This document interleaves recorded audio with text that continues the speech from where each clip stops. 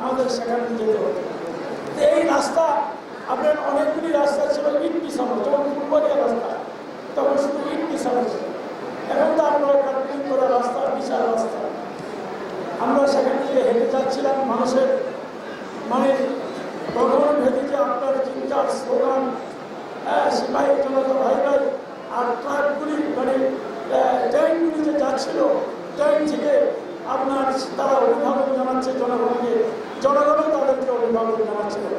এইভাবে হাঁটতে হাঁটতে দীর্ঘক্ষণ পরে উপস্থিত হলাম গিয়ে বঙ্গভবনের সামনে। 3 ধরনের ঠাইয়ায় কোন দিকে যাব, সিপাহী জনতা ভাই ভাই বলে আপনার স্লোগান সেখানে গিয়ে শুনতে পেলাম। আমরাও স্লোগান দিতে লাগলাম এবং আমাদের কিছু তরুণ ভাইয়েরা সেদিন ট্যাঙ্কের উপরে উঠে নাচানাচি আরম্ভ করে দিল বঙ্গভবনের সামনে দিয়ে। রাস্তাঘাট তো তখন বন্ধ করে দেওয়া হয়েছে, আপনার কোনো কিছু চলছিল না।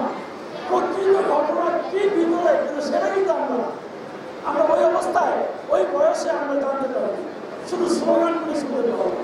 সেদিন ঘটেছিল আমাদের নেতা জিয়াউর রহমান সাহেবকে সেদিন বন্দি করে এবং খালেদ মোশাররফ অভ্যুত্থান করে চেয়েছিল রাষ্ট্র ক্ষমতায় বসার জন্য, এবং সেই জন্য গৃহবন্দী করে রাখা হয়েছিল।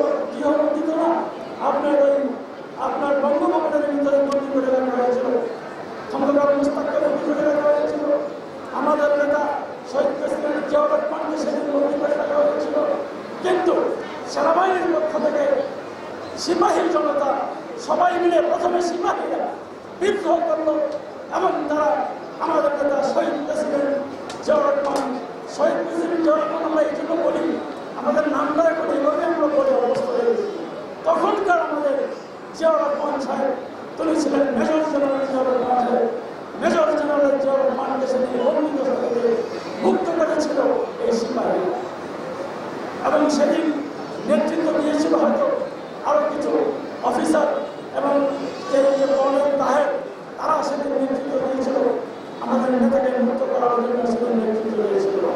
কিন্তু আপনারা জানেন যে আমাদের এই যে আপনার কুমিল্লার যে অঞ্চলটা, এই অঞ্চলের দায়িত্বে ছিল মেজর হায়দার।